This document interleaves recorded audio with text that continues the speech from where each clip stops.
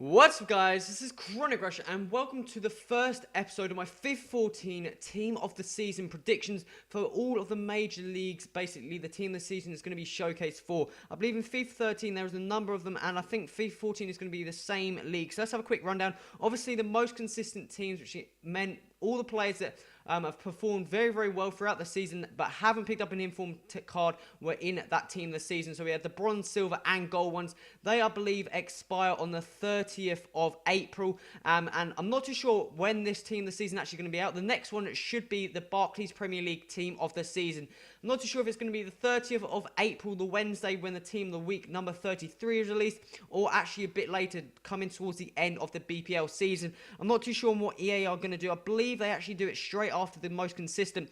So hence the reason I'm doing this predictions right now. But we've got the Premier League, the Bundesliga, the Serie A, the French League, the Spanish League. Then EA release all the players they think are the best ones to release. And then you've got the MLS All-Stars team, which basically sums up the end of that year's FIFA 14. But let's get straight into the team of the season for the Barclays Premier League. I believe only a couple of nights ago on doing this video, the PFA, Professional Football, no, I can't remember off the top of my head.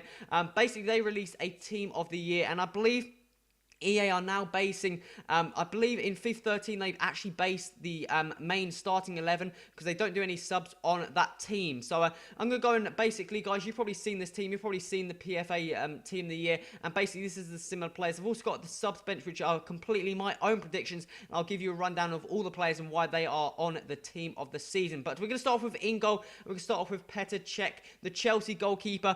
And he played around 34 games, picked up around 16 clean sheets. Chelsea have got the highest amount of clean sheets of any other team in the Barclays Premier League. He's made a number of very, very good saves and still one of the best keepers in the BPL, and shame about him getting injured towards the end of the season, but still a fantastic keeper, and he should be able to get that team of the season card. I believe that would be his second team of the season card in a row. Moving on to the defensive, first we're going to have here is Seamus Coleman. This guy wasn't really known too well until the start of this season. Absolutely just released. He's been fantastic this season. Come out of the dark side, I wouldn't say dark side, but come out from the back, and everyone now knows who the Seamus Coleman is. The right back, plays for Everton. This guy picked up around 6 goals, 2 assists, 12 clean sheets, and played 34 games for Everton. Everton also having a very, very solid clean sheet record. Seamus Coleman also picking up a number of goals from a right back position. He's been fantastic this season and definitely deserves that team of the season card. Moving on to the two centre-backs here. First we're going to have here is a player that's already had a team of the season card, which is going to be Gary Cahill. I believe if a player already has a team of the season card, they're just going to re-release him, that same card, that same stats and everything. So this would be his team of the season, most consistent card, re-released in the Barclays Premier League team of the season. This guy picked up 1 goal, 1 assist, played 29 games, and again, performed fantastically well for that Chelsea back four, keeping a number of clean sheets. Moving on to the next player, this is a kind of absurd player in my opinion, guys. Vincent Kompany. He's been out a long time this season with injuries. Played 25 games, 3 goals and an assist. I'm not too sure any clean sheets, but I just personally didn't think he actually deserved that spot. Hasn't been playing too well. He's still an absolute tank at the centre-back position, but personally, I think there's other players that perform just as well as him that could fill that centre-back position. Moving on to the left-back, we're going to have this player here, Luke Shaw, another player which I'm not going to lie, he's had a fantastic season, a very, very young player, performing fantastically well, but I still think there's other players out there such as Leighton Baines. He's had another great season, not as well known as Paqueta. I think he's had a fantastic season under the reins of Mourinho, playing fantastically well in that left back position and basically overtaking Ashley Cole. Ashley Cole's a fantastic player, and for a player to be able to get that starting position is fantastic. Paqueta's doing fantastic well, but Luke Shaw, that's the player on the PFA, and that's the player I'm going to put in the team. Moving on to the CDM, we're going to have this player here, Steven Gerrard. Guys, this is probably going to be an obvious player to put in the team. 32 games, 13 goals, 10 assists. Been fantastic for Liverpool in that midfield role. And unfortunately about the slip against Chelsea. But you can't blame him for that one. Obviously, just lost his footing. But still fantastic performance throughout the whole season. Moving out to the right-hand side, we're going to have Adam Lallana. This guy is breaking through to get on the England bus to Brazil, plane, whatever you want to call it. He's had another fantastic season for Southampton. 36 games played, 9 goals, 6 assists. He's been a fantastic player, very, very good player. And basically, he was known as just a player playing for Southampton. Now he's getting he could even possibly get on the starting team for Brazil, and I think that'd be a great choice. Fantastic player, and really performed this season. Moving out to the left-hand side, we picked up the PFA Young Player of the Year. It's going to be Eden Hazard. This guy's going to be definitely on the team. Picking up 33 games, 14 goals, and 7 assists. Playing absolutely fantastically well, being a main goal-scoring threat for Chelsea. We've been missing him in the couple past weeks because of injury, but still fantastic player and performing exceptionally well out on that left-hand side. Moving on to the centre attacker mid, centre mid, whatever you want to call it. We're going to have this player here, Yaya Toure, the Manchester City midfielder. Absolute bully in midfield, absolute tank, giant, you name it. He's a fantastic player. 32 games, 19 goals from a centre mid. 19 goals, 6 assists. Absolute fantastic performance by the Ivory Coast player there. Moving on to the strike force here. First we're going to have here is going to be Daniel Sturridge, the Liverpool striker. Recently transferred to Liverpool and has had a fantastic breakthrough season. 27 games, 20 goals, 7 assists, being paired up with Suarez, and those two work fantastically well, guys. And you can probably guess the last player of the starting 11 is going to be that man, Luis Suarez. Picked up the PFA Player of the Year for the Barclays Premier League. 31 games, 30 goals, 12 assists. Absolute outstanding performance for Liverpool, and possibly even getting them the Barclays Premier League title. We still have to wait to see. That's going to be a very tight title race coming towards the end of the season. But let's move on to the subbench, and this is where it gets to my own predictions, and I'm going to tell you the reasons why, guys. If I've missed any players out, any players you think should have been in that squad instead of these, definitely put that in the comments. So we're going to start off with the goalkeeper on the subbench, and it's going to be this player here, David Marshall, Cardiff City keeper. And I think if it wasn't for David Marshall, Cardiff City would have been right down at the bottom already. I think they've now actually moved down to 20th position, but he's picked up 35 games, 131 saves, 7 clean sheets. He's been an outstanding keeper, made a number of outstanding saves, and I think you should definitely get a team of the season card. He looks like a fantastic player indeed, and I'm not going to be surprised if he gets signed for another club if Cardiff do go down. Moving on to the player, we're going to pick up this player here, John Terry. This is one of those players I thought that could have filled that spot instead of Company. You've also got players like Mertesacker, Koscielny, Jagielka. They've had some fantastic performances this season. John Terry, another very good, solid player, played in the Chelsea back four. They've been dominating the defence lately.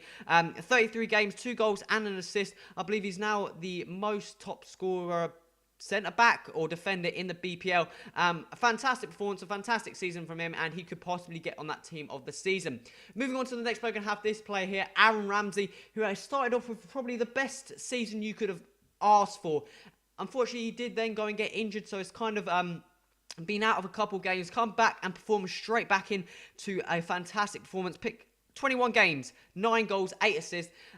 Fantastic player. I can remember from the start of the season, like last season, everyone was saying, who the hell is this player, Aaron Ramsey? He's absolutely crap. All the Arsenal fans, guys, you cannot come, they were just saying he was crap. I've got no idea why he's even playing. This season, you've been bumming him so bad. He's been playing absolutely fantastically, and he looks like a great talent for the future. Moving on to the next player here, we're going to have this player here, David Silva. And this was kind of where it's getting a bit slightly hard to choose a player.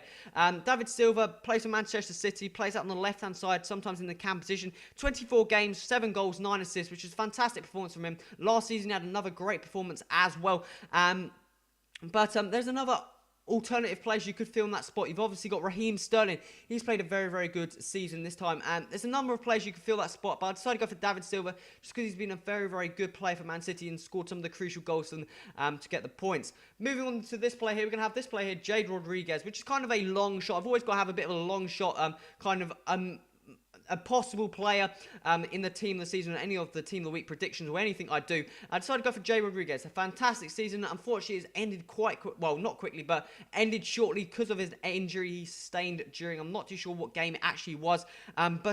This guy is another one of those players, English players, who started off kind of small, but now could be potentially getting into the starting team on the subs bench to go to Brazil. This guy's been performing fantastically well for Southampton, scoring a number of solid goals. 33 games, 15 goals, and 3 assists. Fantastic performance from him. Not really too sure where he plays, left mid, cam, striker. He plays everywhere, and he looks like a very good young talent for the upcoming future England team. Moving on to the next player here, going to have this player here, Wayne Rooney, another second card that's already had a team this season, most consistent release. And obviously, you guys have seen this card already. But Rooney, Man United haven't been doing too well this season, but Rooney's still been performing exceptionally well. 29 games, 17 goals, and 10 assists from the Manchester United cam. Fantastic work by him, and he looks like he's definitely going to be on the team of the season for the BPL. Moving on to the final player of this team of the season BPL for FIFA 14. I'm going to go for this player here, Sergio Aguero, the Man City striker. Again, one of those players that's been out for injury for some time. Played 21 games, 16 goals, 6 assists. Fantastic performance by him. Still, for the amount of goals he has scored and the amount of play time, that's a fantastic record by any means, and it looks like a positive player, definite player who could be on that team this season. So guys, that's the team this season for the BPL for FIFA 14. The starting 11 you can see is going to be the PFA team of the year, which was released, I believe, on the Sunday. That's what EA normally base it around. They may swap some of the players. The couple of players I would swap would be Vincent Kompany and Luke Shaw. Maybe dropping Luke Shaw to the bench and possibly Vincent Kompany. I didn't think he's had that strong of the season. I think there's other better centre-backs who have had a better season. But overall, obviously, the team this season is going to look absolutely brilliant.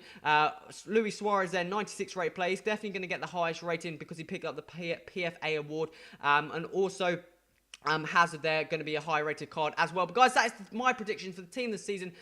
BPL. Guys, if I missed any players, put that in the comments. Put the reasons why you think those players should be in there. Obviously, the starting 11 is going to probably be most likely the similar, which is going to be released. I'm not too sure when the BPL team this season is actually going to be released, but the most variation is going to be on the subs bench. Obviously, guys, any players you think should be on that subs bench, put that in the comments. Remember to hit that like button and more. Also, remember to subscribe, stay tuned to this series, the Team of the Season predictions, and also the Team of the Week predictions, which should be coming out on the 29th of April. Guys, this has been Courage. Till next time, adios!